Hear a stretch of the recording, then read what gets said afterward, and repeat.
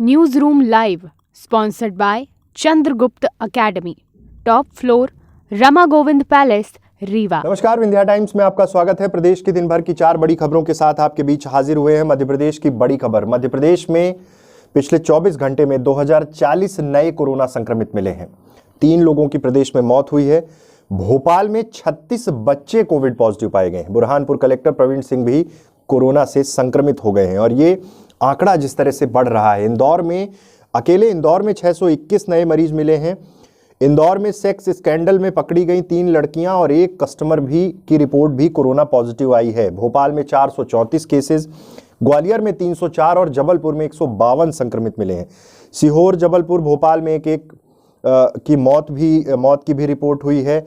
Burhanpur collector की corona report positive आई है। यानी कि संक्रमण जिस तरह से रफ्तार पकड़ रहा है मध्य प्रदेश में, जिस तरह से महाराष्ट्र के हालात हैं, उसके बाद दिल्ली में जो स्थितियां हैं और अब मध्य प्रदेश में भी कोरोना का संक्रमण एक बार फिर से थर्ड वेव तेजी से आगे बढ़ रहा है और इस संक्रमण की चपेट में तमाम लोग आ रहे हैं। बहुत सारे डॉक्टर्स कोरोना से संक्रमित पाए जा रहे हैं और अलग अलग जिलों में धीरे धीरे करके ये रफ्तार बढ़ती जा रही है। और अब सबसे ज़्यादा जरूरी जो है वो है सावधानी की ज़रूरत है, क्योंकि हालात आपके सामने हैं और जिस तरह से रिपोर्ट्स आ रही हैं, जिस तरह से केसेस बढ़ रहे हैं, वो मध्य प्रदेश के लिए खतरे की घंटी है। दूसरी खबर की बात करें, दूसरी खबर, मध्य प्रदेश में जबरदस्त बारिश हो रही है। अलग अलग हिस्सों में ये बारिश हो रही है। हर जगह एक वेदर सिस्टम सक्रिय हुआ है जिसके कारण बारिश हो रही है। कुछ जगह तो ये बारिश राहत की बारिश है किसानों के लिए, क्योंकि जिन्होंने फसल को बो दिया है उनके लिए राहत है, लेकिन अतिवृष्टि नहीं हो।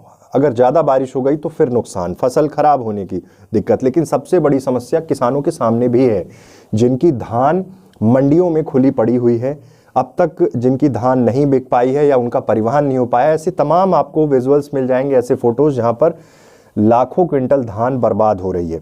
वहीं मध्य प्रदेश में ओलावृष्टि से किसानों पर जो आफत है उसको लेकर खराब फसलों के नुकसान की भरपाई के लिए सरकार ने कहा है, मुख्यमंत्री ने आदेश दिया है कि सर्वे शुरू कर दिया जाए। शिवराज सिंह चौहान ने कहा कि प्राकृतिक आपदा से प्रभावित किसानों को सहायता पहुंचाने में सरकार कोई कसर नहीं छोड़ेगी।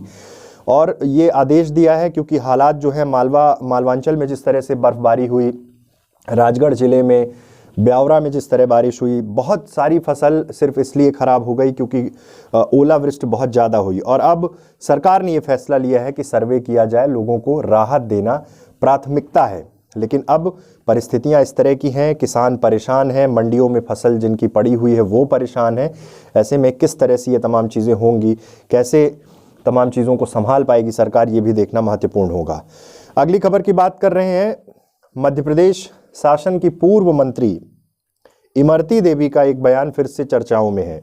इमरती देवी का ये बयान, उन्होंने एक बार फिर ये कहा है कि पार्टी बदलने के कारण वो हार गई। ग्वालियर में एक कार्यक्रम में उन्होंने ये बयान दिया। उन्होंने कहा, हम साल 2008 से अभी तक विधायक रहे लेकिन इस बार हार गए। उन्होंने साफ तौर पे ये कहा कि सिर्फ पार्टी बदल ली थी इसलिए हम हार गए, नहीं तो हमें कोई नहीं हरा पाता। इससे पहले भी वो कई बार पार्टी बदल लेने को ही हार का कारण बताती रही हैं और अब उनका दर्द छलक चुका है। और ये कार्यक्रम में पहुंची थी, महिलाओं पर आधारित एक कार्यक्रम में पहुंची थी और वहां पर ये बयान दिया है। सिंधिया समर्थित विधायक रही हैं, मंत्री रही हैं, उसके बाद उन्हें निगम मंडल का दर्जा दिया गया, अध्यक्ष बनाया गया, कैबिनेट दर्जा मिला लघु उद्योग निगम का। वो बार बार इस चीज़ का जिक्र पहले भी कर चुकी हैं कि पार्टी बदलने के कारण उनकी हार हुई। लेकिन अब इस बयान पर विपक्ष किस तरह से चुटकी लेता है ये देखना बहुत महत्वपूर्ण होगा। फिलहाल अभी जो हालात हैं मध्य प्रदेश के, जिस तरह की परिस्थितियां हैं मौसम को लेकर, अरब सागर का प्रभाव कम हुआ है जिससे इंदौर, भोपाल, ग्वालियर में बौछारें पड़ सकती हैं। बुंदेलखंड में और जबलपुर बेल्ट में बारिश होगी, क्योंकि मौसम का ये अपडेट पहले ही था। ये जो वेदर सिस्टम बना था उसके बाद ये कहा गया था कि बारिश के बाद मध्य प्रदेश में कल से कड़ाके की ठंड शुरू हो जाएगी, क्योंकि तापमान बहुत नीचे आ चुका है। जबलपुर में 3 दिन बाद ठंड पड़ेगी। सागर और जबलपुर बेल्ट में ये कहा जा रहा है, बुंदेलखंड में, कि अभी बारिश 1-2 दिन हो सकती है। विंध्य में आज दिन भर से धीरे धीरे बारिश का दौर जारी है और आगे भी ये उम्मीद है कि ये बारिश लगातार 1-2 दिन बनी रहेगी और उसके बाद ठंड अपने तेवर दिखाने शुरू कर देगी। तो ये थी प्रदेश के दिन भर की 4 बड़ी खबरें। ऐसी तमाम खबरों के लिए आप बने रहिए विंध्या टाइम्स के साथ। बहुत बहुत धन्यवाद। News room live sponsored by Chandragupta academy, top floor, Rama Govind palace, Rewa.